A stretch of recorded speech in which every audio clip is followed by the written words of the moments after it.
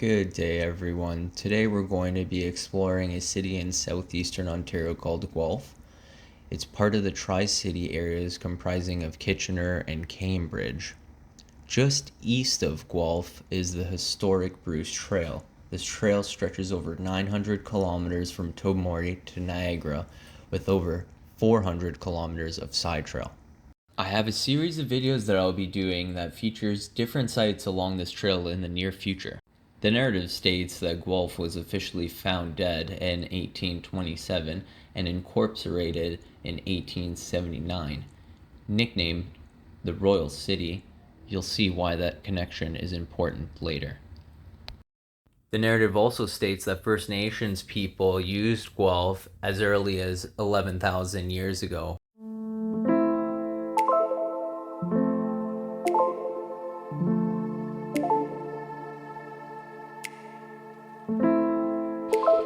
Arriving at our first stop, parking, and the church museum.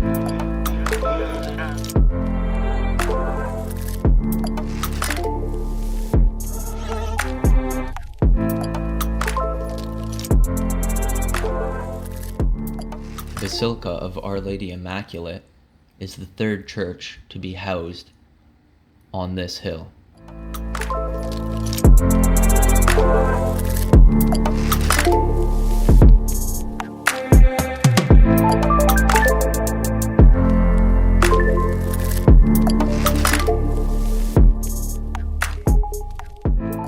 Based off the Cologne Cathedral in Germany, construction began in 1877 under the direction of Joseph Connolly, who I haven't been able to track down a picture of. The church was completed in 1926, 49-ish years later.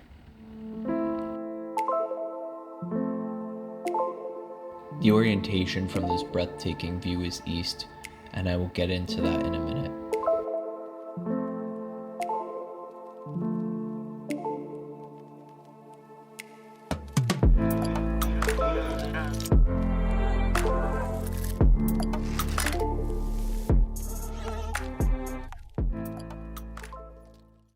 So right now I'm using Google Maps, and I just dropped a pin over the cathedral and Old City Guelph came up.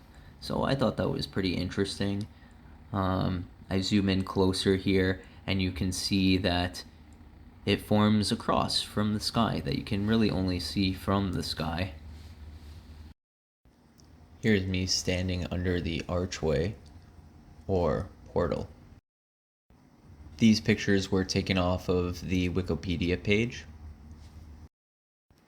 And this is where things started to get really interesting for me.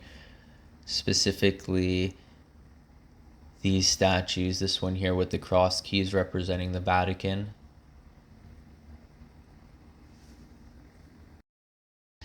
Looking at all the different objects in the statue's hands and the symbols. Few of them standing out to me right away. And the cymatic geometric patterns now filled in by stained glass. Absolutely massive. The symbol in the middle is said to be a Christogram, which is a combination of letters of Jesus Christ's name. If you're familiar with the Kabbalah, the 3 pillars, and the tree of life, you might find other similarities within that symbol.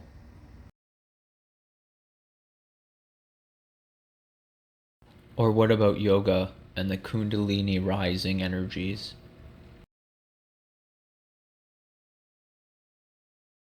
This symbol also has a connection to the Jesuits, who have a connection to the Vatican and the Catholic Church.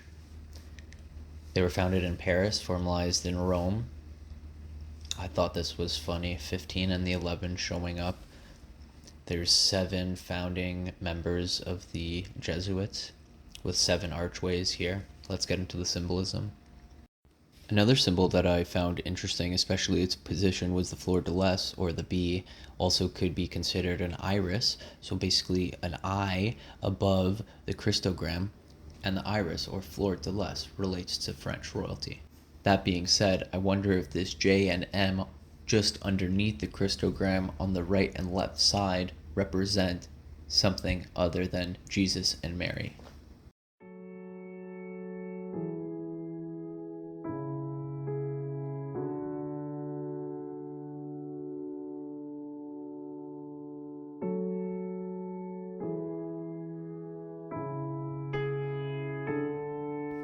It is said that history is written by the victors.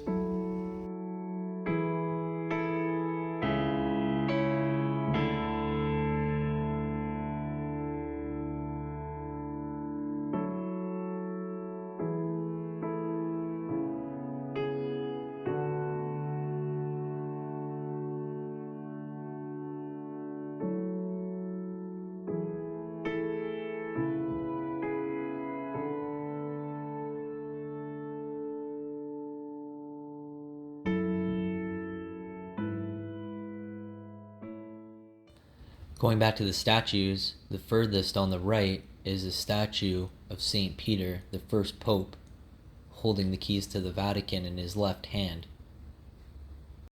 This is the Vatican flag. From Wikipedia, the word pope derives from Greek papus, meaning father. In the early centuries of Christianity, this title was applied, especially in the East, to all bishops and other senior clergy, and later became reserved in the West to the Bishop of Rome during the reign of Pope Leo, who reigned for 21 years. Another occult number. We'll go into that at a different time. A reservation made officially only in the 11th century.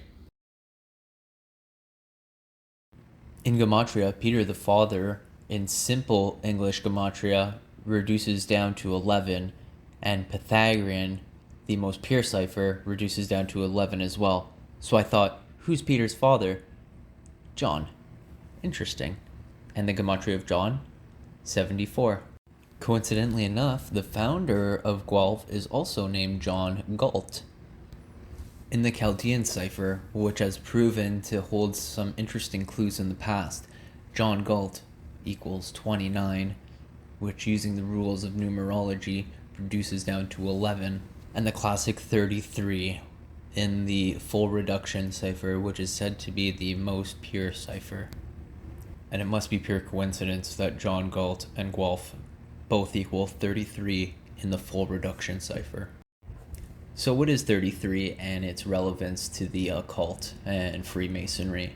Well, for starters, 3 11s make 33. This widely known symbol, the Masonic square and compass, holds a secret that you may have not noticed. If you look at the compass, it is at 23.5 degrees. Jumping back to the number 33, the spinal column is composed of 33 vertebrae. Looking at a cross-section of the human brain, can you notice the M? It is everywhere in plain sight, but it takes a trained eye to see. I'd like to take a moment now to thank Paul from What the Flock TV. He has inspired me to start making content. He has an amazing YouTube channel, very knowledgeable on various topics. I've really dived deep into his Janus playlist. I've linked it in the description below. Go check it out if you haven't. I got this from Paul's channel, and it just connects so many things for me. In occultism, the pineal gland is regarded as the link between the objective and subjective states of consciousness, or in exoteric terminology, the visible and invisible worlds of nature. In the religions of the Latins, it was therefore referred to as Janus, the two-faced god and keeper of the gates of sanctuary. This divinity was the archetype of St. Peter connection there, who succeeded him as the wanderer of the heavenly portals, and who carries the two keys of his office, one to the golden mastery of the spirit and the other to the silver mastery of the body. Two-faced gods are frequently spoken of in ancient cultures, civilizations. It's cut off, but you can get the gist of it. Another interesting connection is the first king of Sumeria was also the first god of Sumeria, and his name was Ia. If you look further down in the paragraph, you can see Janus's name there, Uranus, Ionus. You'll see why that's important in a minute. You can see here that Janus is the god of beginnings, gates, transitions, time, duality, doorways, passages, and endings. Another name Janus goes by is Janus Panter, or Janus Father, which relates back to Peter, or Peter the Father. So if John is another name for Janus, and John Galt found dead Guelph, and Janus is the god of beginnings and endings and transitions, that's just a coincidence, right? Is that the key to our DNA? What about this coincidence? OpenAI found dead December 11th by Elon Musk. Another 11. What about the death date of Guelph founder John Galt, April 11th, 1839? That day was the 101st day of the year, and in numerology, if there is a zero in between the numbers, technically the zero is always dropped because it doesn't hold any value. So what does it all mean?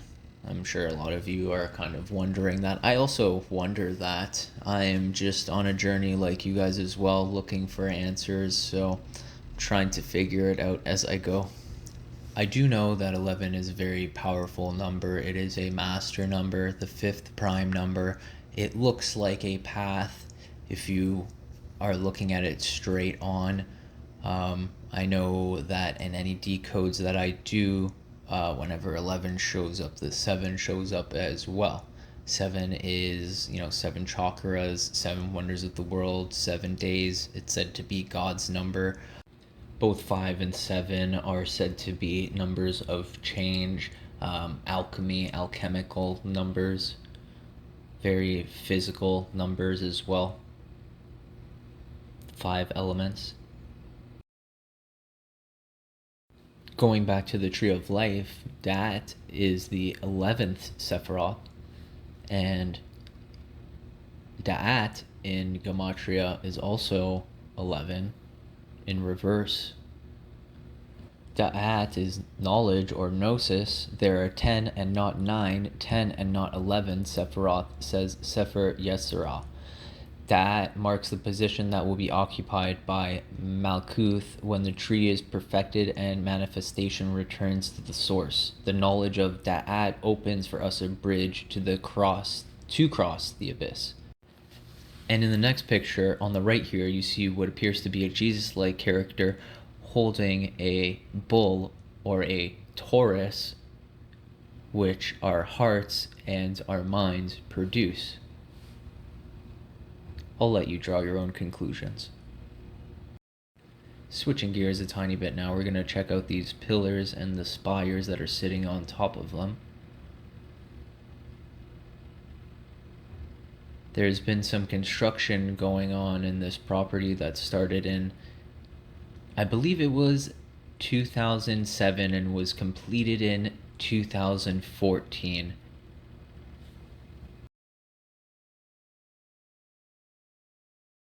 This is as close as I could get with my current equipment. Unfortunately, I couldn't take my drone up here due to flight paths.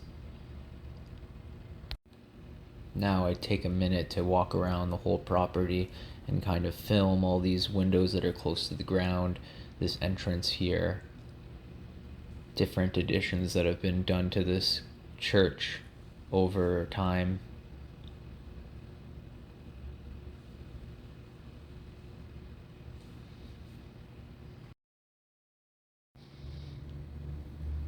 I'm just looking over this building in kind of awe at the detailed architecture, how massive it is, the distance.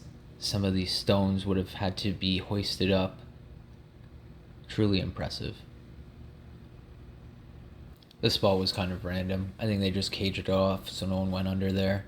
And then this was interesting. Seems like they had some windows or walkways there that they've blocked in. Another addition. Some windows fairly close to the ground there.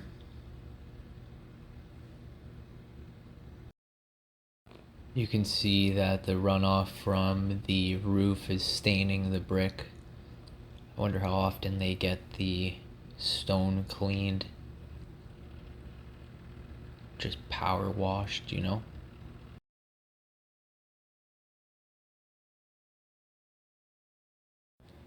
And then I came upon this, which it didn't strike me at first, so I had to come home and do some research on it afterwards.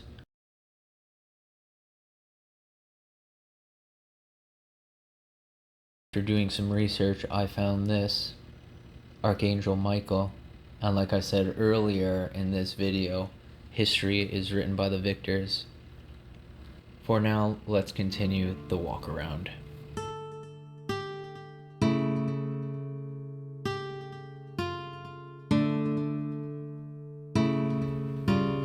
As I pan to the left, you can see that this building has boarded up windows. I didn't get much information or video on it, but I'll have to do some more research in the future.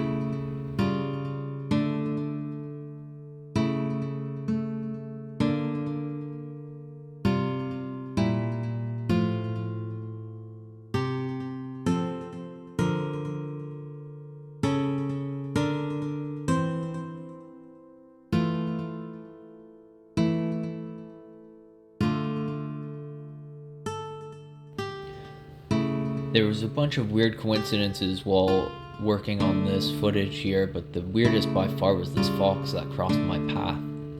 So I wanted to throw it in there to remind people, no matter what mission you're on, focus.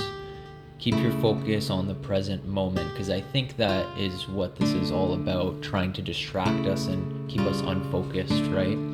So if you like this video, if you've made it this far, please subscribe, like, share, comment, and we'll talk soon.